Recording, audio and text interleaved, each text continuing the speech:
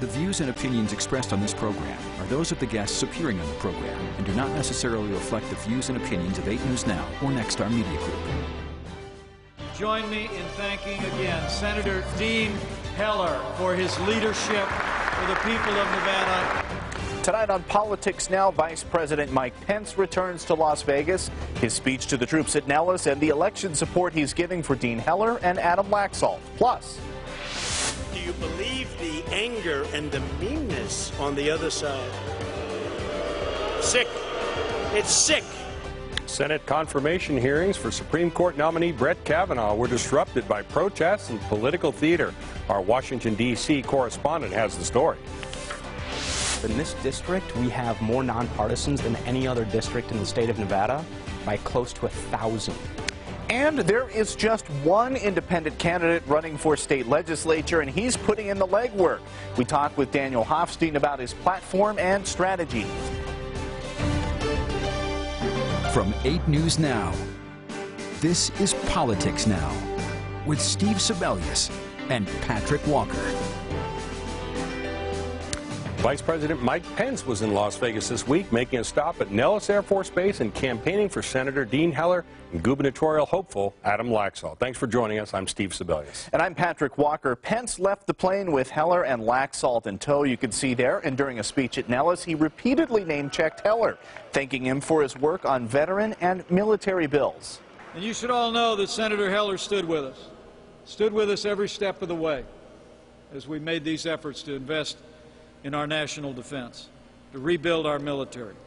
Your senators also stood with us from his position on the Veterans Affairs Committee in the United States Senate to be a champion for our veterans. Well, Pence thanked the crowd of airmen and airwomen for their service and talked about the history of Nellis. He said President Trump has given the military budget its largest increase since the Reagan administration. And to all of you gathered here today, let me assure you, with this Commander-in-Chief, this White House will always have your back. That's a promise. Heller spoke about military pay raises, Veterans Affairs reforms, and military funding. He said President Trump and Vice President Mike Pence are committed to supporting the military.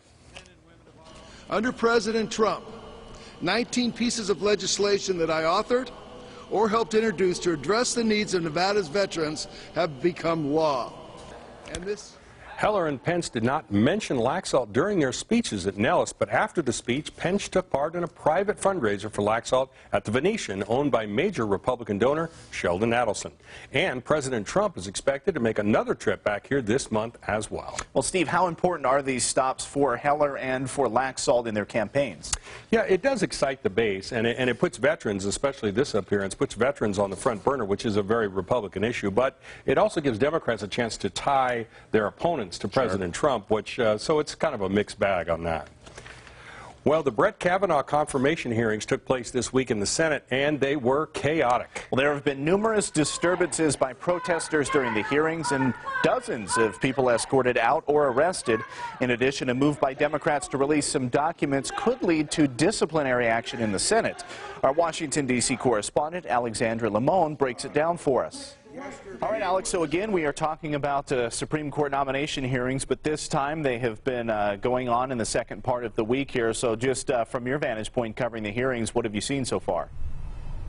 Well, to call these hearings combative would be an understatement. Not only have you had continuous outbursts and protests from the public, which have really extended the amount of time that these hearings last, because senators have to stop and people are being arrested and taken out of the hearing room, but also infighting from Republicans and senators. They're arguing with each other almost at every turn, taking up a lot of time during the hearing, arguing about documents and the release of documents. Later in the week, they were really upset over the fact that most of the documents, that's how they classify it, most of the documents are marked committee confidential, meaning they can't ask Kavanaugh about it in that public hearing and they can't release the documents publicly.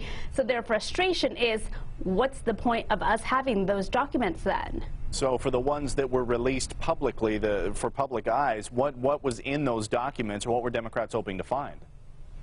Well, I think that the more interesting point about this is the documents that were not released publicly, but Democrats then moved on and released them anyway. One of them was released by Senator Cory Booker, or a group of the documents. They were emails. They had the subject title line of racial profiling, and the emails went on to discuss whether race should be a factor in post-9/11 airport security measures. And this was a conversation that Brett Kavanaugh, the Supreme Court nominee, who the hearings are for, was a part of. And then there was another document that Senator Dianne Feinstein read in the hearing, even though it too was not public, but was leaked to the New York Times. And that document expressed views from Kavanaugh in which he said that he didn't think all legal experts agreed that Roe is settled law. All right, well, in spite of everything that happened this week and what we have been talking about now for weeks and weeks on end, Kavanaugh is likely to be confirmed. So I think the big question, do you think anything of value actually comes out of these hearings and questions and answers? Well, you know, the nominees are very well practiced at avoiding direct answers to the questions and anything that may tend to compromise their chances of getting confirmed. But it is good for senators to learn more about how a potential justice reasons before they actually vote to give this person a lifetime appointment. Yeah, makes sense. Well, setting priorities. Education is a huge issue, and to me, that's by far the most important. The only nonpartisan candidate running for the state legislature tells us what he would hope to accomplish if elected. And Las Vegas is getting more counterterrorism funding this year. We'll tell you what authorities are going to do with that money next on Politics.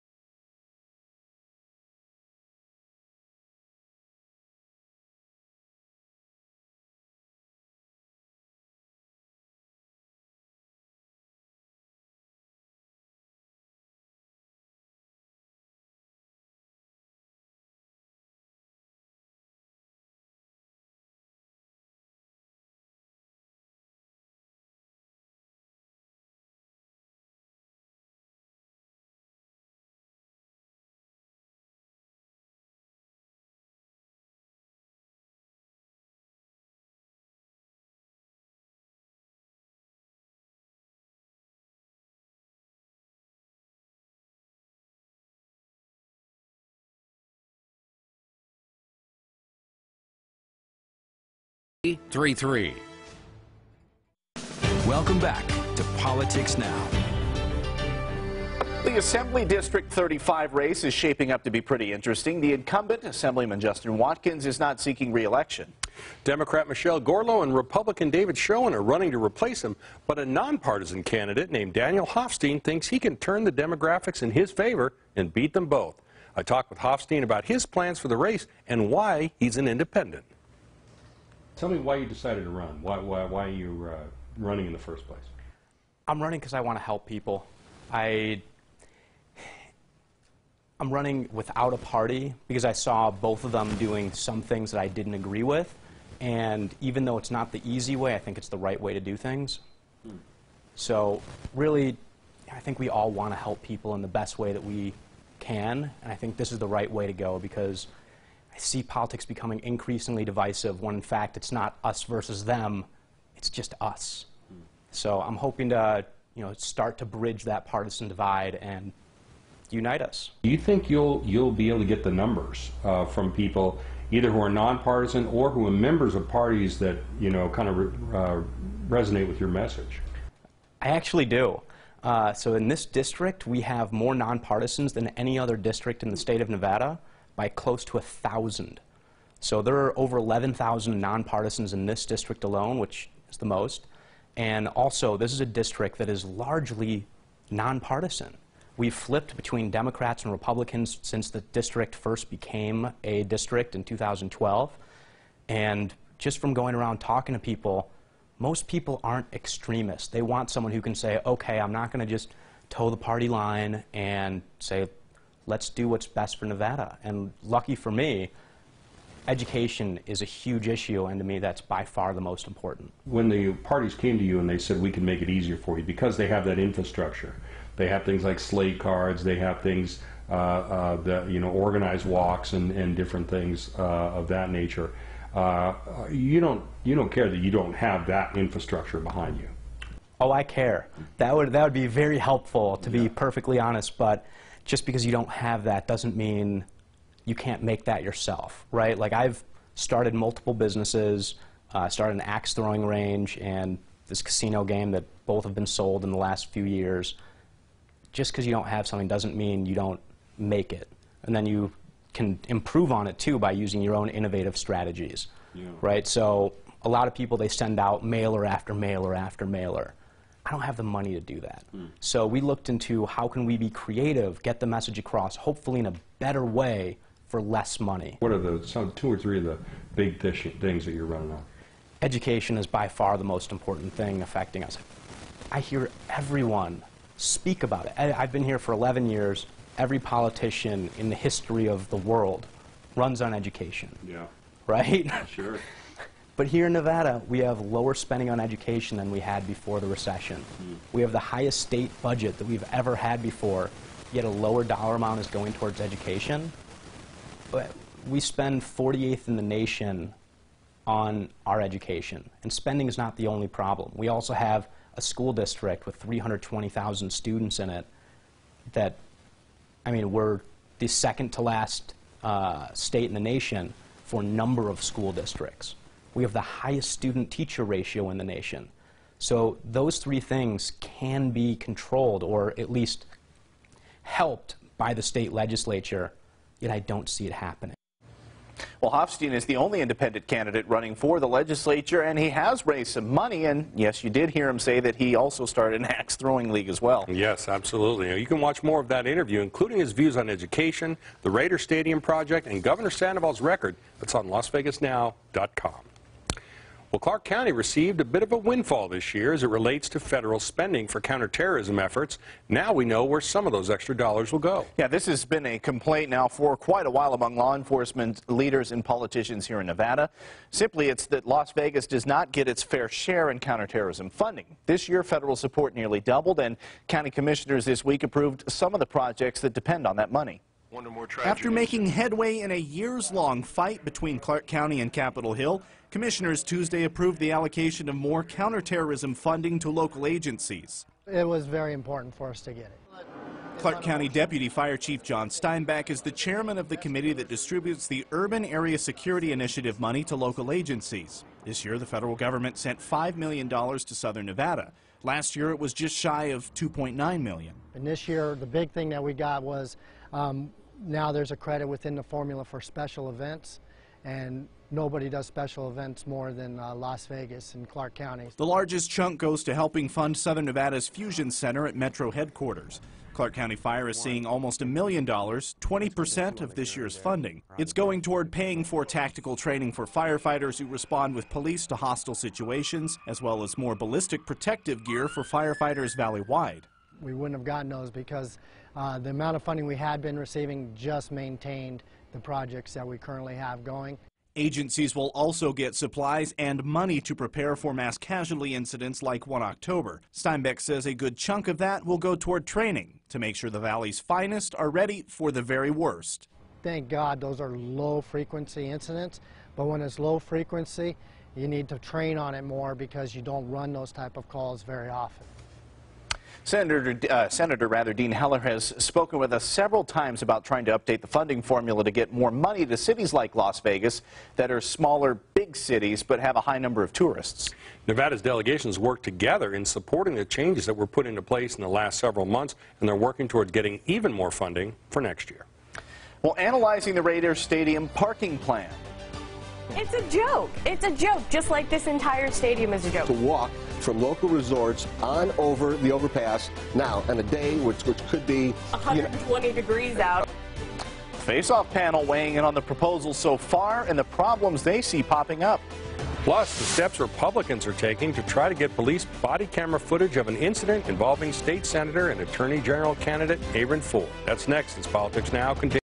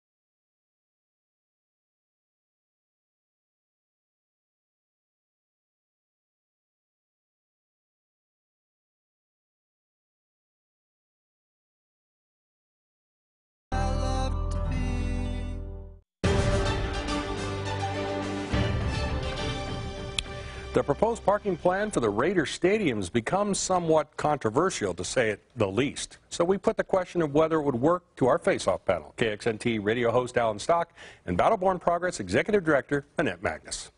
Let's talk about the parking plan. So they say it's in process. The Raiders do. It's a plan in process. They're going to use 4 off-site parking areas plus about 2,500 spots on average on-site.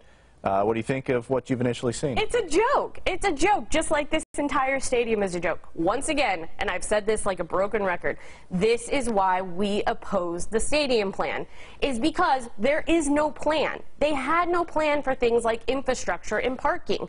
And when we looked at the bill, it was obvious that that was not in the plan. How can you have a stadium with no parking?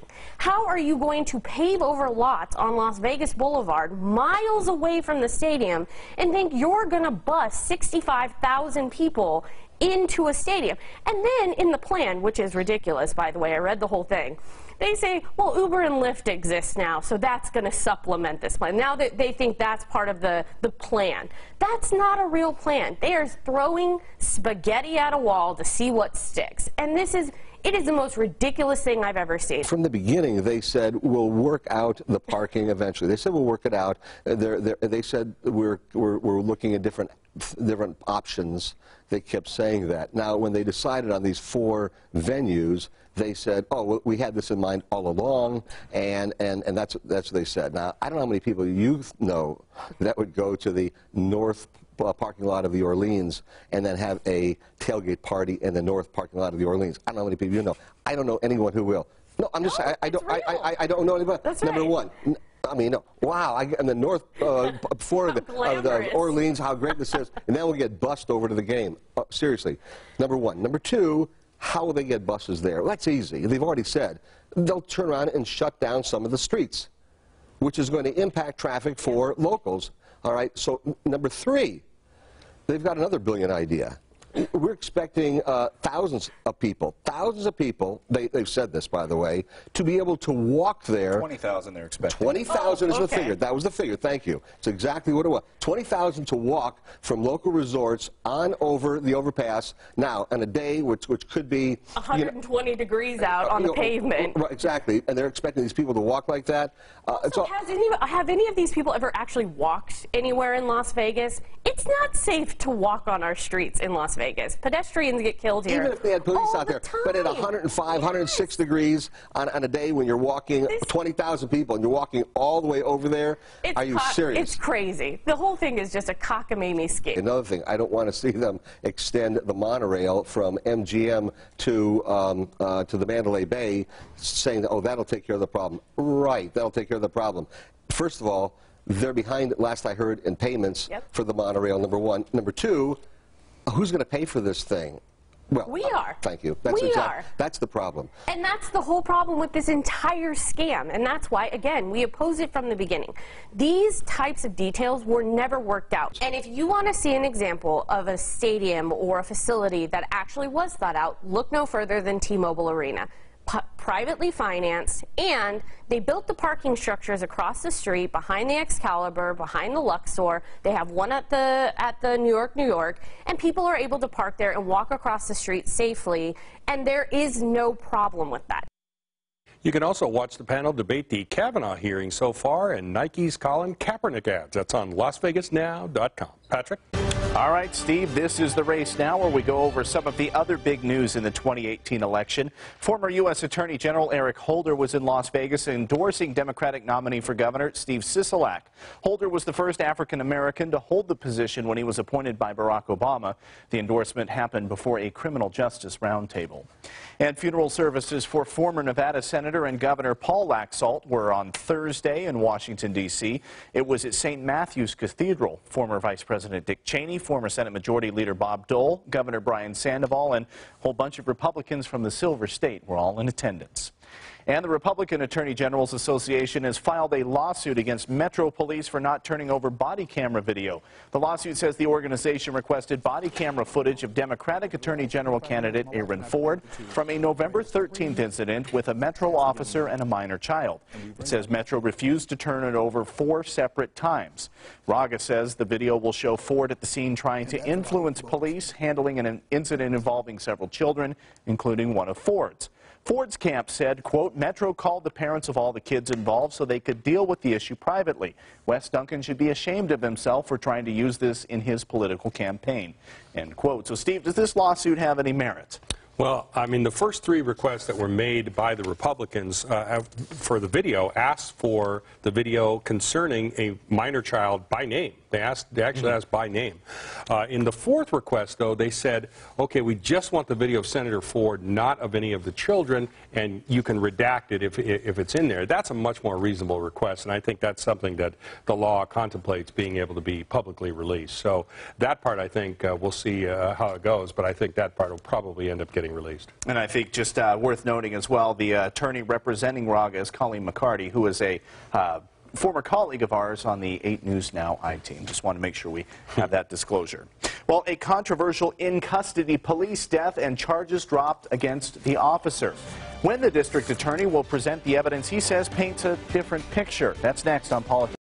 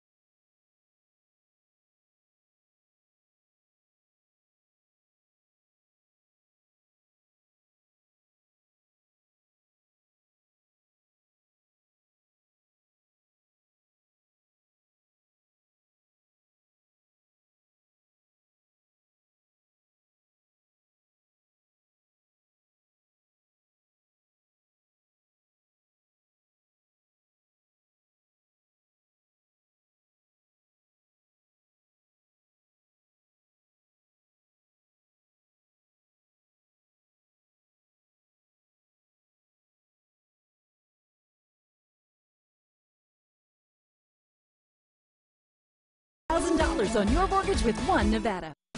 You're watching Politics Now. Well, the Brett Kavanaugh hearings were not the only ones on Capitol Hill that saw fireworks this week. This is what happened right after an alt-right protester disrupted the Twitter hearings. What's she? How about a down? 12 and a half, 15, 7 and a half, $20, 2 and a half, 5, 7 and a half, 30. Yep, $30 down here, 2 and a half, 5, 35, 7 and a half, 40. Yep, $40, 2 and a half, 5, 5, 45, 7 and a half, 50. That $50 down here, 2 and a half. Well, that was auctioneer turned Republican Congressman Billy Long of Missouri drowning out Laura Loomer until she's escorted from the room. Loomer has posited conspiracy theories online about the October 1st shooting, and that was probably the best thing on the internet that day. All right, time now for What to Watch, where we give you a look at what we're keeping an eye on next week. The next hearing in the Scott Dozier execution case is on Monday. This is a hearing on a preliminary injunction against using one of the drugs in the execution cocktail. The execution is on hold until the Supreme Court weighs in on the drug company's lawsuit.